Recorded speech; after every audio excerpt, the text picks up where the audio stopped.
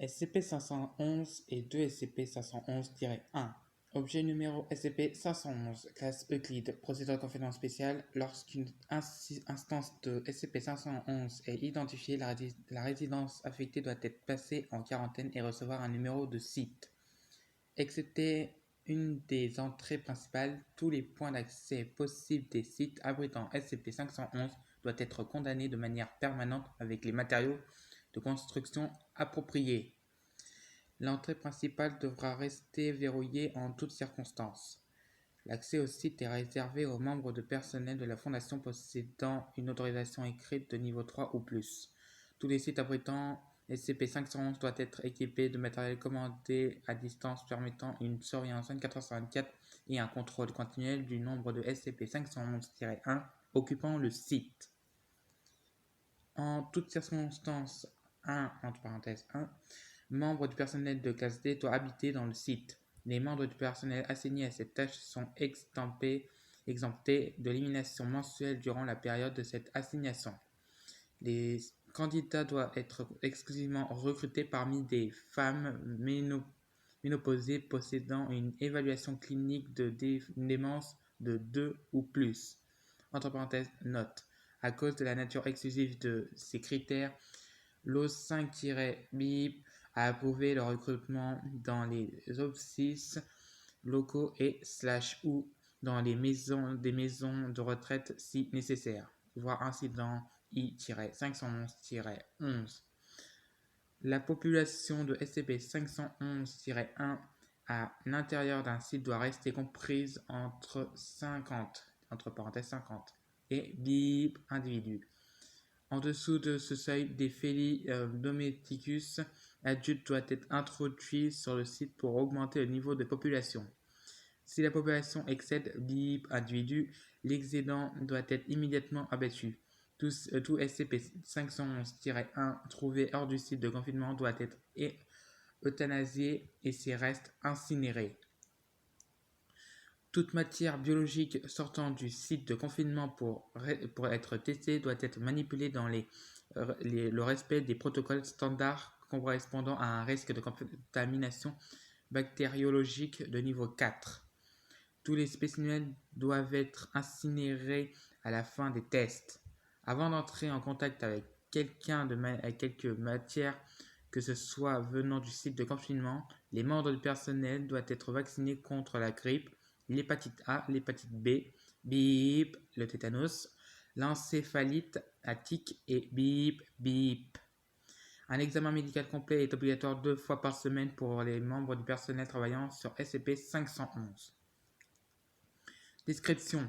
Les instances de SCP-511 apparaissent inhabituellement dans les constructions résidentielles possédant des fondations de béton ou de pierre comprenant un sous-sol ou un vide sanitaire. Les tentatives d'enlever SCP-511 d'une résidence de ce type se sont soldées par un échec. Entre parenthèses, voir interview 511-A. SCP-511 est toujours associé à une colonie sauvage de Felis domesticus, des chats domestiques communs. Les membres de cette colonie sont appelés SCP-511-1. SCP-511 est une masse de matière biologique à la forme d'un gros félin, possédant souvent des membres, des yeux, des bouches ou autres organes supplémentaires. Il est habituellement recouvert de poussière, de sang et de matière fécale, colorant sa fourrure en noir en dépit de son aspect fécal, colorant son aspect normal. Entre parenthèses, les tests ont montré que la fourrure de SCP-511 est en réalité un patchwork de plusieurs fourrures de chat, de couleurs, longueurs et motifs différents. La masse de SCP-511 varie de 10, entre parenthèses 10 à 50, entre parenthèses 50 kg, proportionnellement au nombre de SCP-511-1 de la colonie associée. Les tissus constituant cette masse sont principalement des cadavres de SCP-511-1 morts, le reste étant constitué de petits rongeurs, de matière végétale, d'insectes et de larves d'insectes, de moisissures et de, entre crochets, données supprimés humains. L'incorporation des tissus morts à SCP-511 ne semble pas ralentir le processus normal de la décomposition.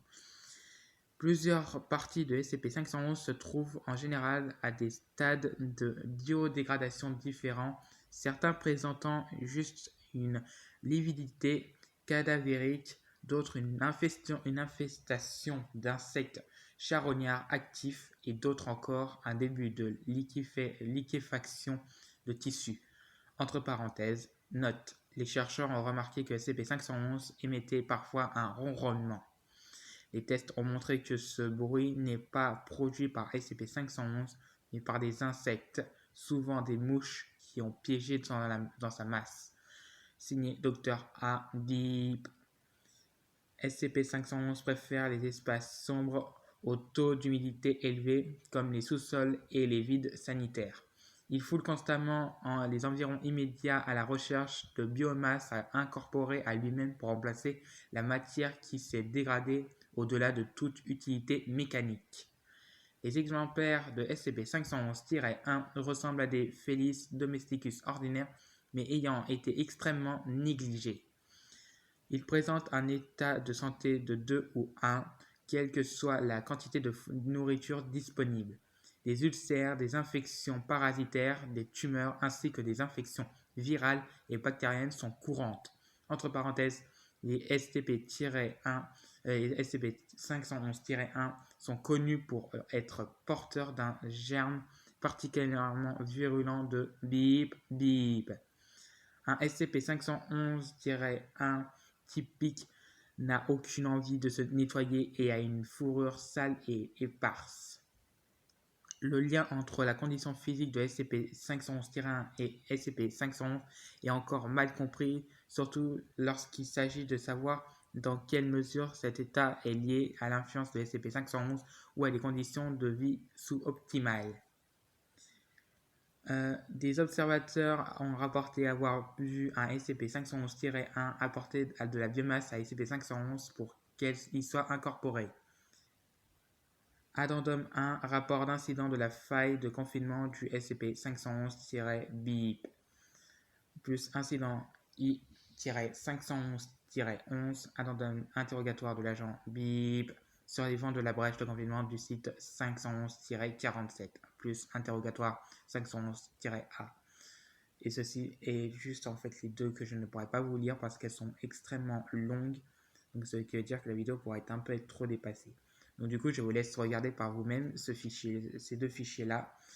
Et je vous dis à la prochaine fois pour une nouvelle vidéo. Au revoir.